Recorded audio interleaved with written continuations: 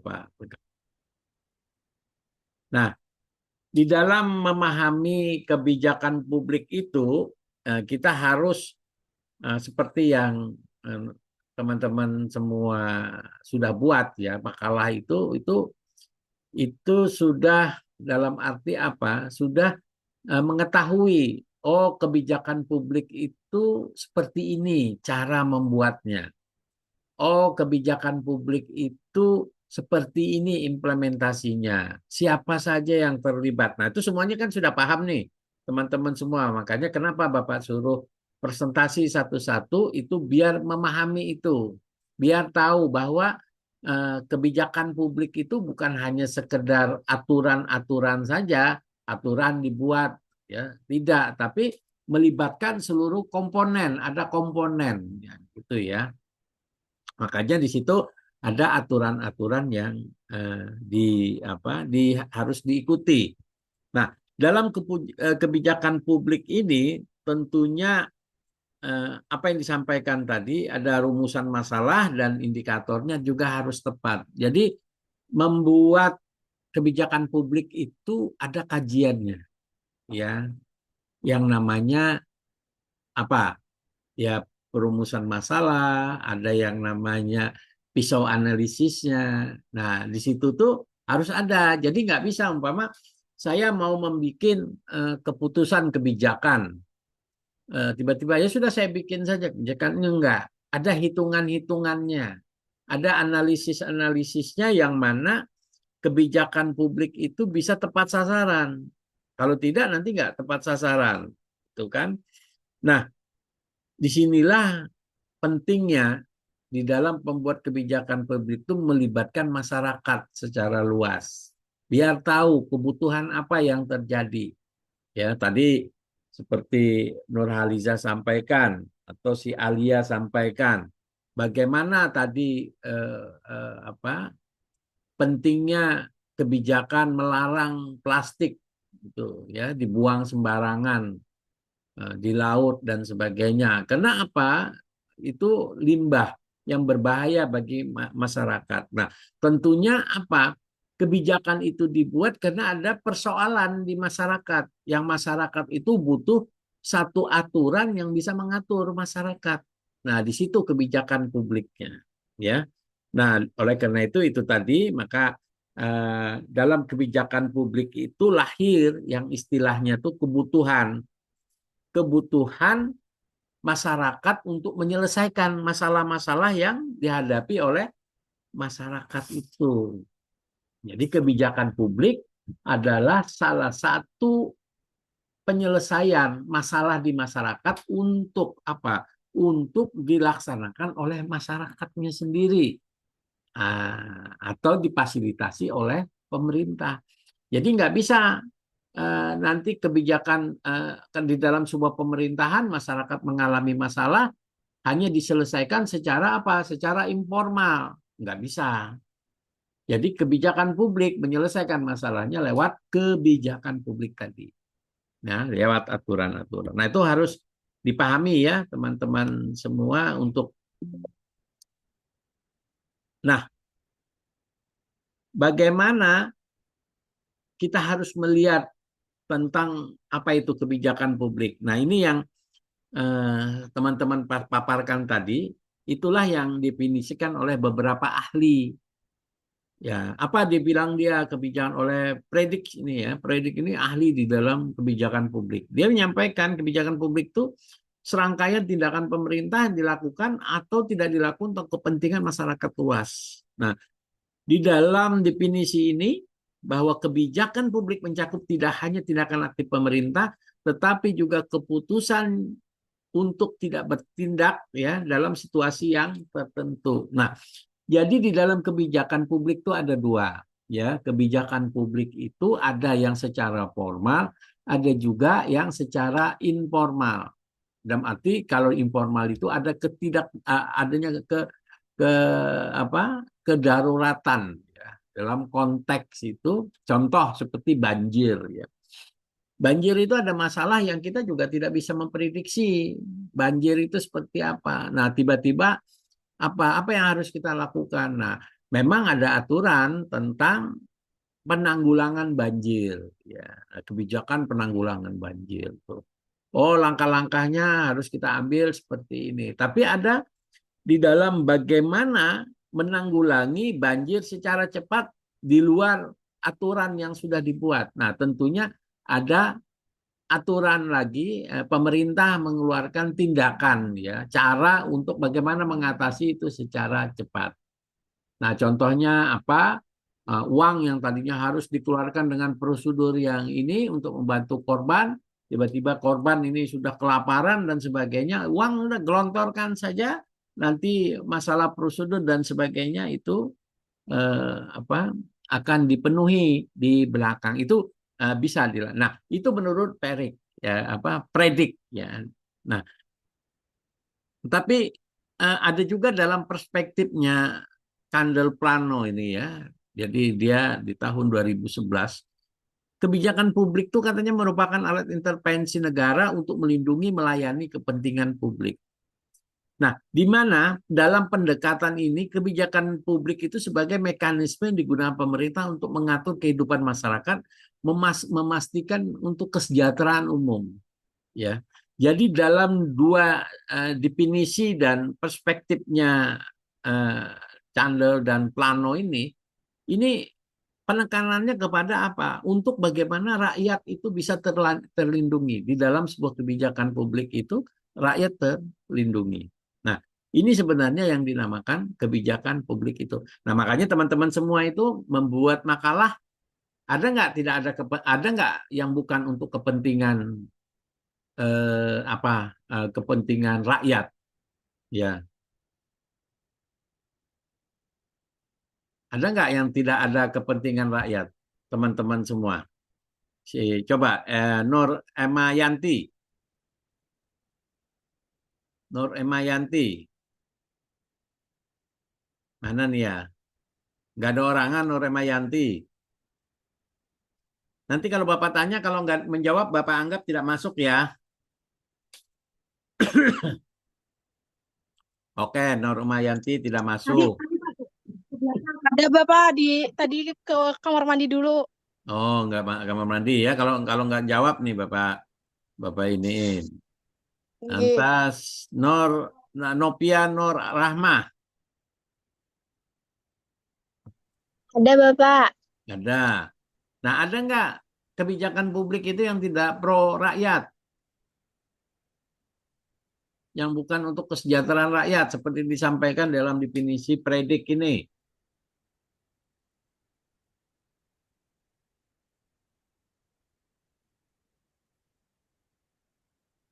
Nah, Ada Bapak. ada. Apa? Contohnya apa?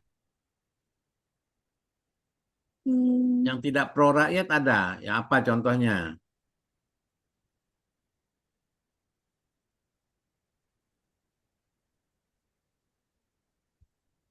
Tuh kan, artinya apa yang Bapak sampaikan di dalam apa kuliah-kuliah belum dipahami ininya.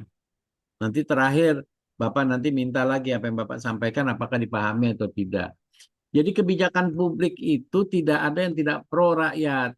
Kebijakan publik dibuat untuk apa? Untuk kesejahteraan rakyat, bukan untuk kesejahteraan pemerintah. Pemerintah itu tidak punya kewenangan mereka untuk memperkuat posisinya. Nah, dia hanya bagaimana membuat regulasi itu, yaitu tadi masalah kebutuhan di masyarakat itu. Nah, oleh karena itu di dalam kedua definisi ini, apa yang disampaikan itu memberikan pemahaman, ya, secara komprehensif tentang hakikat kebijakan publik. Jadi kebijakan publik itu tidak hanya berupa regulasi saja atau program pemerintah, ya, tetapi juga mencerminkan nilai-nilai prioritas dan komitmen pemerintah terhadap rakyat.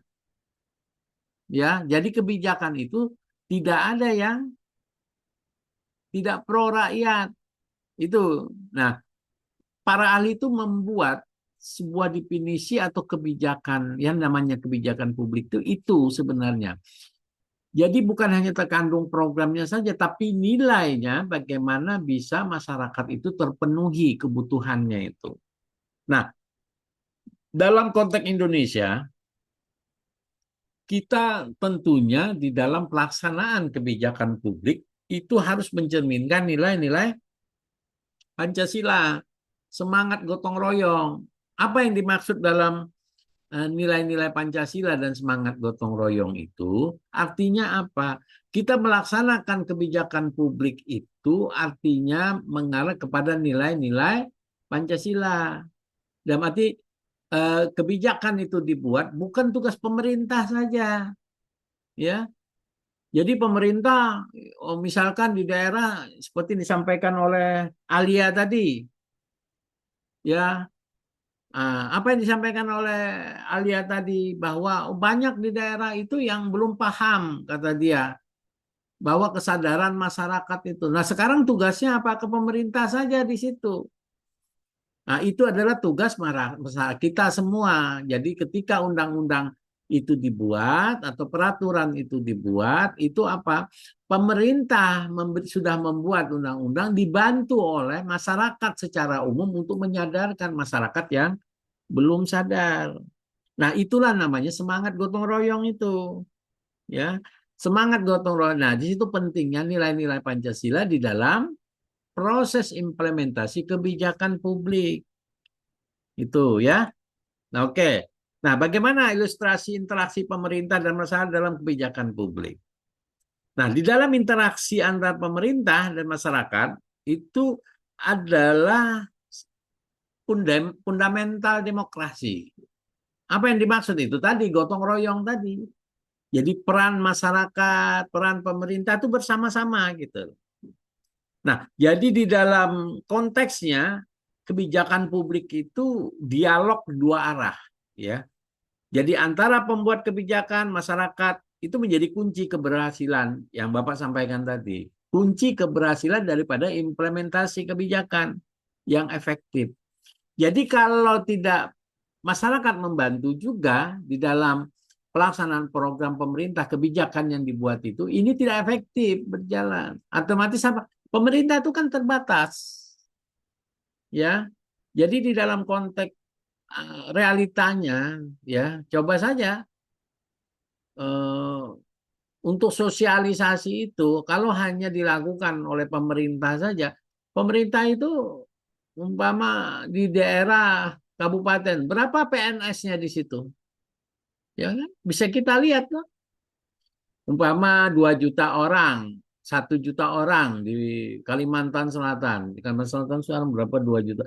Lah PNS-nya paling berapa ribu tersebar. Nah, ini tidak mungkin hanya dilaksanakan oleh pemerintah, ya. Jadi dalam konteks inilah gotong royong nilai-nilai Pancasila masuk di situ, ya, yang mencerminkan nilai demokrasi tadi. Nah, itu gunanya belajar Pancasila lagi, nilai-nilai Pancasila yang mana harus dipahami oleh apa? Oleh masyarakat Indonesia. Jadi tidak ada yang mereka wah itu hanya kebijakan pemerintah saja tugasnya itu sebagainya dia akan sudah digaji, nggak bisa juga itu. Kenapa? Keterbatasan, ya, pemerintah di dalam apa, di dalam melaksanakan implementasi kebijakan itu. Nah, oleh karena itu dari prosesnya, ya, kebijakan publik tadi kita bisa lebih efektif, ada yang namanya identifikasi masalah tadi, ada konsultasi publik, ya, perumusan alternatif solusi hingga pengambilan keputusan final. Makanya dalam kebijakan publik, ya, di dalam pengambilan kebijakan publik, keputusan yang diambil itu bukan hanya dilakukan oleh pemerintah saja, tapi juga oleh apa? Oleh masukan masyarakat. Biar apa? Biar bagaimana kebijakan keputusan itu bisa berjalan dengan baik dan lancar, efektif. Dana tidak terlalu besar dikeluarkan. Nah, coba saja umpama kebijakan itu kita sosialisasikan di media sosial. Nah, disuruhlah para pegawai negeri itu di media sosial juga dia terbatas orangnya. Tapi kalau secara berantai dilakukan oleh masyarakat yang paham, oh ini loh, yang ini dia masukkan di situ, menyebar, ini semua orang akan paham. Makanya sekarang itu dengan media sosial terbantu kan, teman-teman semua. Apa? Orang umpama mau membuat KTP atau perubahan, ada perubahan membuat KTP itu tidak lagi datang ke kantor kelurahan, cukup dengan menggunakan aplikasi. Di rumah kita bisa membuat KTP. Nanti tinggal selesai kita tinggal mengambil. Ya itu kan kebijakan. Siapa yang menyebarkan itu? Media sosial itu yang masing-masing orang apa? Nanti kalau tahu itu disebarkan ke keluarganya, ya di-share. Nah, itu informasi-informasi yang baik menggunakan teknologi. Ya, itu masyarakat sudah punya peran di situ. Tapi bukan menyebarkan berita yang jelek. Mau kebijakan ini ini kenapa pemerintah begini-begini. Nah, itu salah peran masyarakat yang tidak sesuai dengan nilai-nilai Pancasila. Nah, jadi tentunya ya kebijakan publik itu utamanya adalah bagaimana partisipasi masyarakat itu ya memastikan bahwa apa yang akan diambil oleh pemerintah itu benar-benar mencerminkan kebutuhan masyarakat. Kebutuhan masyarakat secara umum. Ya, jadi bukan kepentingan daripada pemerintah saja. Ya. Nah, itu teman-teman harus pahami. Nah, komponen dasar dari kebijakan publik itu apa? Ya. Yang pertama itu tujuan yang hendak dicapai. Kita harus tahu ya bahwa setiap kebijakan publik harus memiliki tujuan yang jelas dan terukur. Ada ukurannya itu. Nah, apa ukurannya? Tujuan itu harus sejalan dengan visi pembangunan nasional dan juga dapat dicapai. Jangan sampai nanti membuat sebuah kebijakan tapi kebijakannya susah dicapai. Itu nggak bisa. Artinya kebijakan itu yang diambil itu dibuat itu tidak memenuhi unsur-unsur kebutuhan masyarakat. Ya. Jadi kebijakan dibuat untuk apa? Untuk mempermudah masyarakat. Yang mana diukur setelah kebijakan itu dibuat, ada ukurannya. Apa? Ukuran keberhasilan namanya. Itu evaluasi terakhir. Berhasil nggak kira-kira kalau misalkan ini bisa kita buat, kebutuhannya ini dibuat dan sebagainya, bisa nggak kira-kira dijalankan oleh masyarakat secara luas. Nah, itu tujuannya harus jelas dulu. Ya, dan itu ada batasan waktu yang harus juga dipahami. Jadi umpama kayak COVID tadi, ya kebijakan COVID itu tentunya kalau sudah diukur, dilihat oleh pemerintah bahwa ini sudah tidak ada lagi COVID di Indonesia itu, nah itu kebijakannya bisa dicabut, dihentikan. Jangan terus-terusan, nanti orang disuruh suntik-suntik padahal kondisinya tidak seperti itu lagi. Nah, ada waktu yang harus tapi kalau belum selesai bagaimana? Itu diteruskan. Nah, ini yang kebijakan publik yang ideal. Nah, sasarannya kita harus jelas ya. Bagaimana sasaran kebijakan yang secara spesifik itu bisa diukur ya. Karena siapa targetnya ya, terus di mana kebijakan akan diterapkan, kapan hasil akan dicapai. Nah, sasaran spesifik ya, yaitu tadi kita mudah memonitoring ya, evaluasi kebijakan. Nah, bagaimana cara untuk pencapaian sasaran? Nah, komponen ini tentunya mencakup bagaimana untuk mencapai sasaran tadi. Nah, saya tadi kan sering bertanya, gimana bisa melaksanakan itu yang efektif, gitu kan? Nah, tentunya ini ada strategi kita, strategi pemerintah, ya. Untuk apa? Untuk ada instrumennya, ya, mekanismenya yang digunakan untuk mencapai tujuan sasaran kebijakan itu. Nah, ini yang dibutuhkan apa? Tidak. Jadi setiap kali kebijakan publik dibuat, ada satu konsekuensinya di situ. Apa konsekuensinya? Harus ada siapa yang melaksanakan. Nah, itu ada alokasi sumber daya. Nah, sumber daya itu ya itu tadi, pembagian peran, tanggung jawab, ya.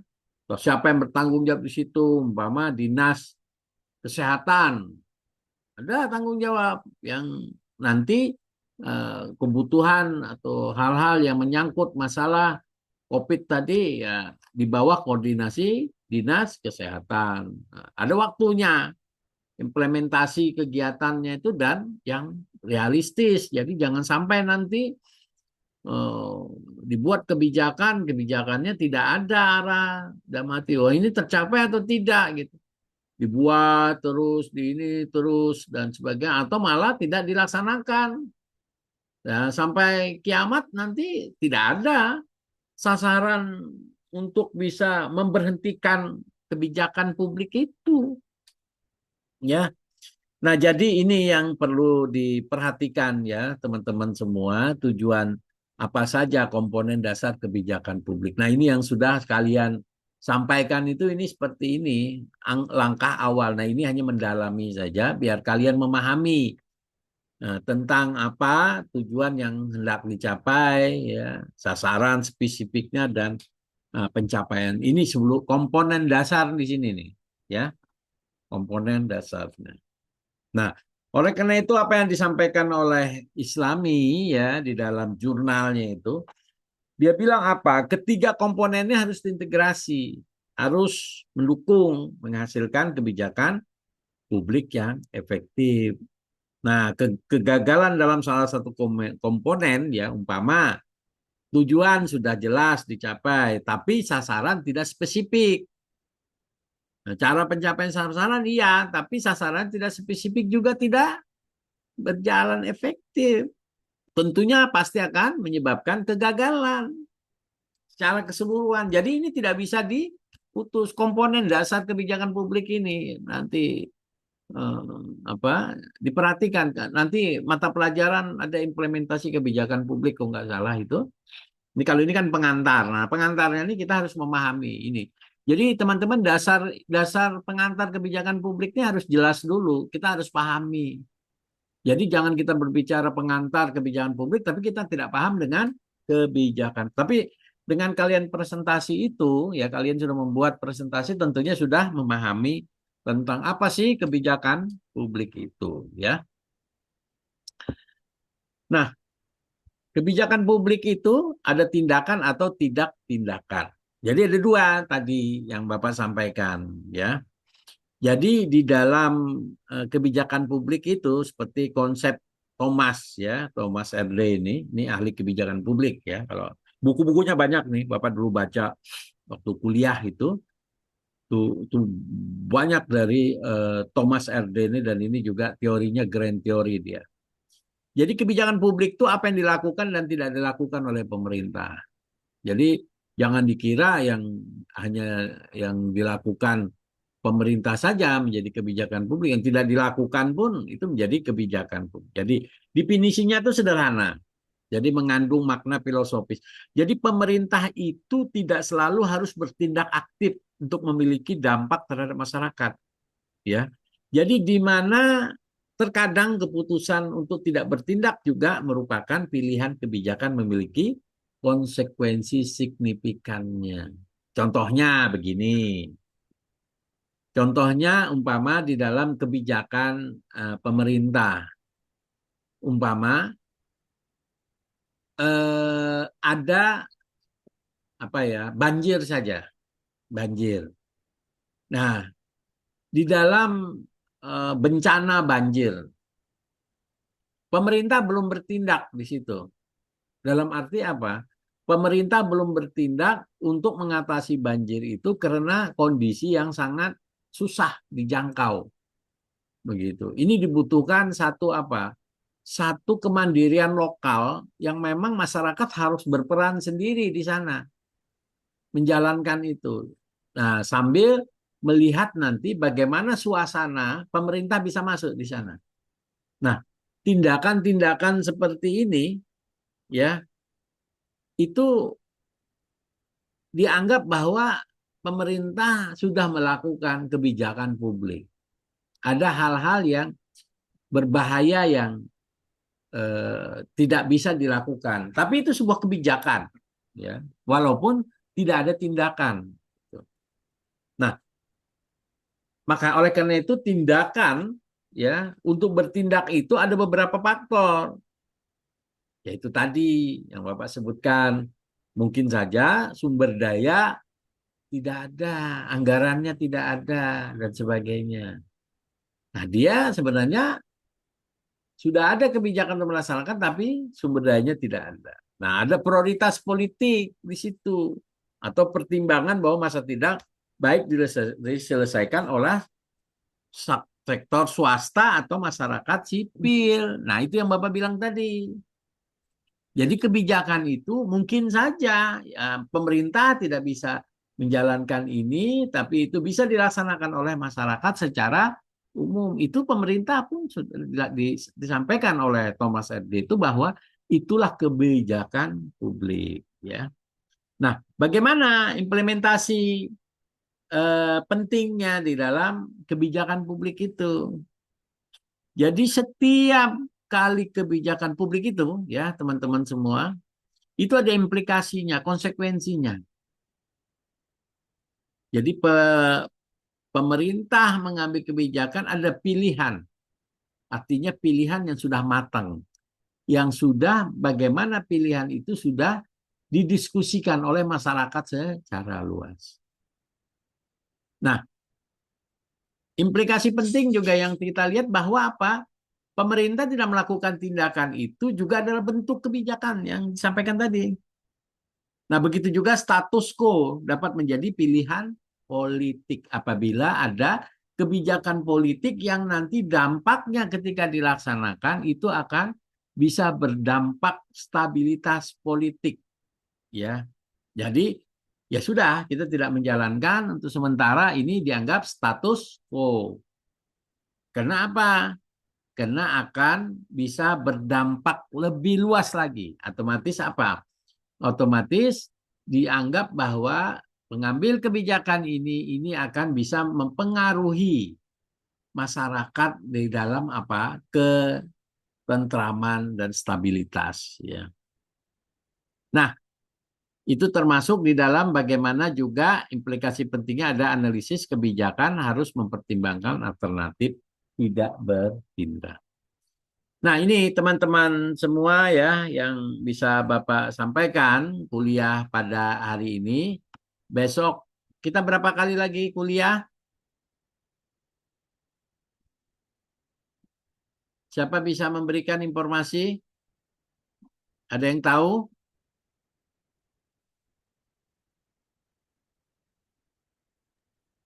Kalau dilihat dari jadwal, Pak, 1 minggu lagi, Pak, minggu depan. Minggu depan Habis sekali lagi itu kan? minggu tenang, setelahnya UAS, Pak. Ya, artinya minggu depan kalian kan libur kan? Libur nggak? Masuk? Satu Masuk kali. 1 minggu lagi, Pak. Minggu depan masuk. Nah, sekali itu kita nanti masuk kuliah ya di hari Selasa, Rabu ya. Di hari Rabu. Sisanya minggu depan itu minggu selanjutnya sudah UAS kan kalian kan? Kalau nggak salah tanggal Iya, 7 Pak. ya. Tanggal 7 atau tanggal berapa kalian sudah UAS. Nah, nanti materi ini yang harus kalian pelajari ya. Nanti besok nih habis nih satu materi Bapak habiskan di dalam kebijakan publik ini, indikator-indikator yang kalian pahami. Itu sudah artinya apa? Artinya kalian sudah nanti memahami tentang makna dari kebijakan publik itu. Baik, gitu saja teman-teman semua mahasiswa-mahasiswi yang saya banggakan. Kita kuliah pada hari ini. Nah, pesan saya Anda belajar ya, baca-baca buku lagi untuk bagaimana bisa mendalami kebijakan publik itu bukan hanya belajar sekali, tapi kita harus mempelajari kasus-kasus yang terjadi. Nah, kasus terjadi di Indonesia itu dilihat di situ. Nah, bagaimana disondingkan dengan teori yang saya berikan ya, yang saya sampaikan ini Apakah ada unsur, nah di situ kalian bisa mengkritisi. Ada pertanyaan sebelum saya tutup? Ulun Bapak. Oke, si Reza, silakan Reza. Ulun hendak nanya aja Pak nih. Ya, ulun Hmm. kan kemarin tuh kada sempat ikut UTS nih gara-gara ada lomba Forprov di Plehari. Oh, UTS ya kamu? Jadi kira-kira ini belum UTS ulun. Oke, oke. Ya sudah, nanti. Jadi Heeh. jadi kira-kira kapan ulun kawa menggawinya sekira Oh iya, iya, enak ya. gitu nah Pak. Ya udah minggu Nggih. depan deh, nanti ingatkan Bapak ya di WA ya. Nggih Bapak. Untuk karena itu UTS itu bagian yang tidak terpisahkan dari penilaiannya. Nah, kalau Nggih Bapak, makanya ulun mau ngejar kemarin tuh. pasti itu ya. Ya memang tidak ada kebijakan penyusunan KPS kalau tidak ada sesuatu yang sangat urgent ya. Jadi contoh kalau itu ikut ini dan sebagainya, Nggih. itu artinya kan membela daerahnya untuk apa? Untuk olahraga prestasinya. Oke, nggak apa ingetin aja Reza ya. Cuma kamu sendiri kan yang tidak ikut kan, yang lain ikut semua kan? Ya Nggih Bapak, Bapak. eh, Bisa ulun aja lagi yang belum. ya Bapak itu kan kami itu para dosen itu diberikan informasi bahwa harus ketat di dalam absensi, dalam mengikuti itu. Nah, kalau misalkan tidak mengikuti itu tidak ada alasan untuk apa? Tidak ada alasan untuk kalau nilainya jelek ya jangan protes ya. Itulah memang aturan. Artinya apa? Kalau Nggih Bapak. orang kuliah harus mengikuti aturan-aturan kuliah ya, bukan dalam arti apa kita yang fakultas yang mengikuti aturan kita, tapi kita yang mengikuti aturan fakultas ya. Nah, itu semuanya itu harus kita semua yang harus memahami. Jadi itu makanya saya berharap teman-teman, ayo kalau kuliah dan sebagainya hadir masuk. Nanti kalau Bapak tanya, ini bagaimana, sudah paham atau belum? Nah, Bapak tanya nanti kalau nggak bisa jawab, artinya belum paham atau tidak, jangan-jangan tidak ikut hanya buka anu saja, ya karena Bapak tidak lihat nih kameranya semua tertutup semua kan, tidak tahu orang-orangnya apakah yang hadir ini memang ada atau tidak dan sebagainya. Nah, ini sebenarnya perkuliahan yang harus diikuti, yang semua orang harus bisa memahami semua tentang aturan-aturan. Nah, ini aturan kebijakan publik itu kalau kita orang nanti kebijakan publik aturannya harus kita pahami. Gitu ya, Reja ya. Jadi nanti Nggih Bapak. lihatkan saja di sana. Ada lagi? Selain Reja ada lagi teman-teman yang lain? Nih saya tanya satu nih. Nor Emayanti. Ada nggak? Cukup tidak ada Pak.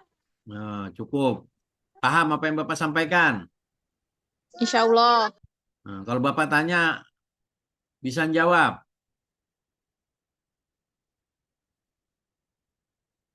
Mana tadi?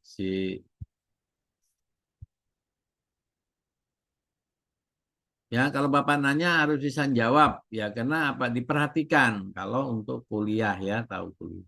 Oke, begitu saja teman-teman. Sampai ketemu ya minggu depan terakhir kita kuliah.